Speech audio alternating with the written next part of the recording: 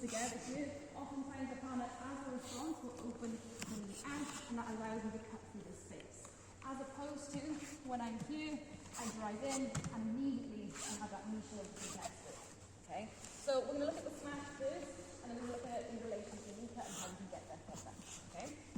So as I enter, I'm going to look to control the feet first of all. Okay? So like Richie said about keeping the eyes facing you when you play a guard, you want the reverse on top. Okay?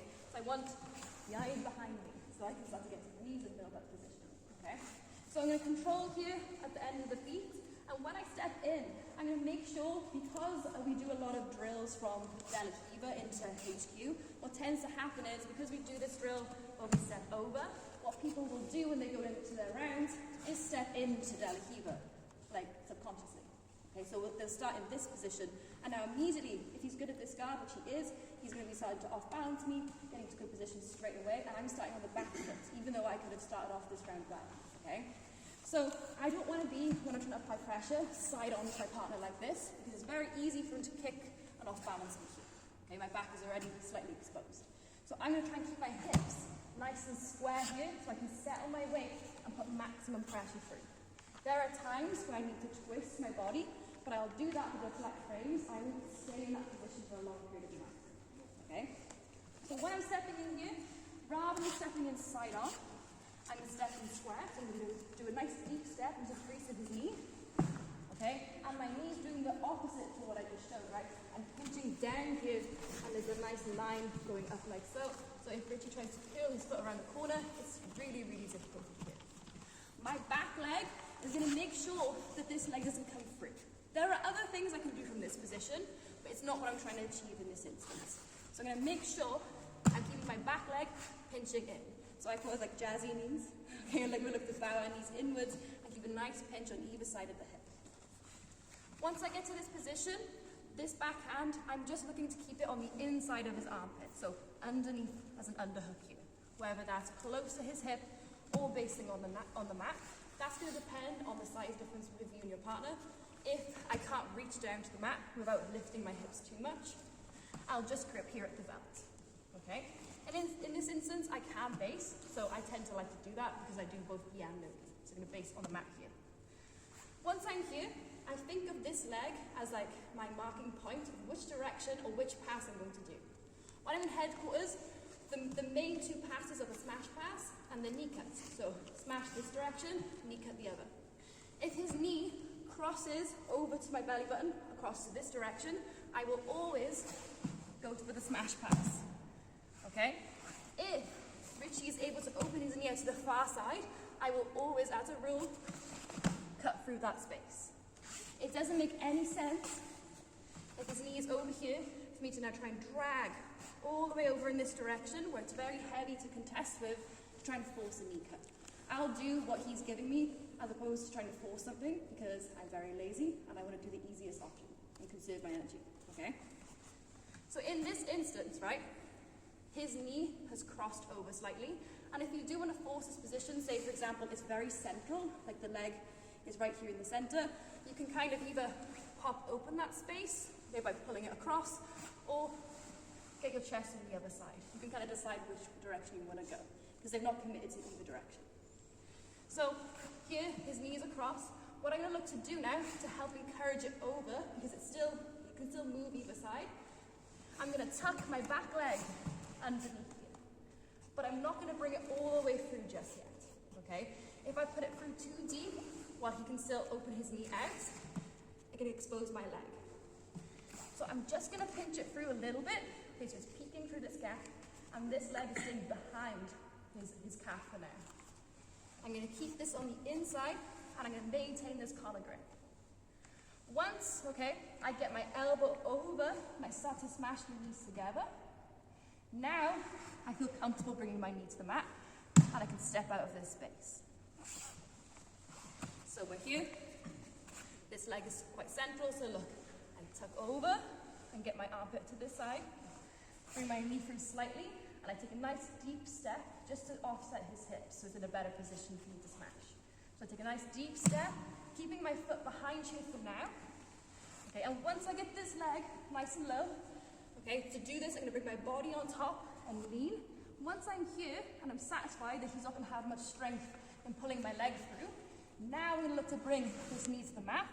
And as I do this, look, I'm going to go for a nice deep grip behind his back. Richie's going to be turning up towards me, right? He's going to be turning heavy towards me to defend this space. So when he's turning towards me here, I'm going to transition from this collar. Okay, so look, I step out, and I'm going to look for a nice deep grip behind. I'm looking to reach for center of the back. So if I just go here behind the collar and I try to use shoulder pressure, okay, like this, what Richie can do is still look in this direction, okay? So if I'm just here, I'm trying to drive my shoulder in, even if I get it like on your chin, here, he can still slip his chin over and keep looking in this direction. So instead of trying to focus on turning his head all the way away from me, I want it to be at least looking at the ceiling. So once I get here, I reach nice and deep, so I'm here, catch, if you can grab the material, go for it, and I'm going to keep a nice grip nice and low on his hip. Reason being, if I go too high up, so people want to get the gable grip here, and then I go square, if they're very flexible, they can still elevate their hips in this position. I don't know if you can do that. Yes, exactly, okay? And I don't want that to happen, particularly if my partner's very flexible. So I'm keeping my foot tucked under for now. As I catch nice and deep, okay, I'm going to bring this backhand to the hip, and now I'm going to bring both of my knees to face his hip and his shoulder. So I'm going to turn square. Here. So look, my knees facing his shoulder, my other is in here between his legs, splitting the legs, and I'm pulling his upper body away and his hips towards me here. So now I just want to slot into the mount position. So all I have to do is beat this knee, okay? To do this though, if my partner's very flexible, they can keep this high up to the sternum here, I need to just add a little step. If your partner's not that flexible, it's very easy to bring this knee in and then down into the space.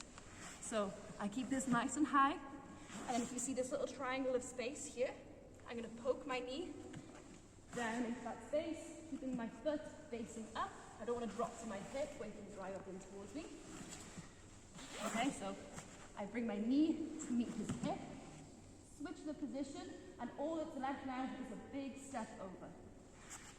When I step over, I'm going to make sure that the position I land in is really strong. So if I just come over and his hands are low, I'm going to go to mount, but straight away, he can bring both of his hands to my hip, and he's quite close to escaping. It's going to be a worse time for me to control from here. So instead of just stepping to mount and getting a bit excited, okay, what I'm going to look to do is, especially from this position, a lot of people will drive their forearm into your throat. I love it when people do this because it exposes the elbows away from their body and makes it much easier to get the head down.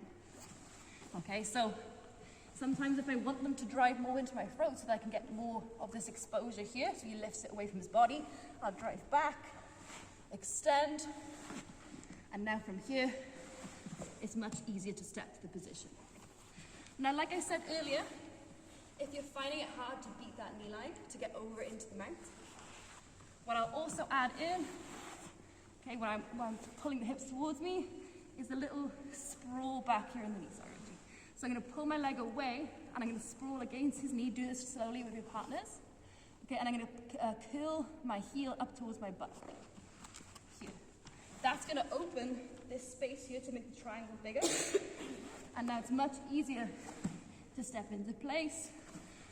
Move that elbow, so I'm stepping up with my hand, bringing my head underneath the tricep, and stepping into mount.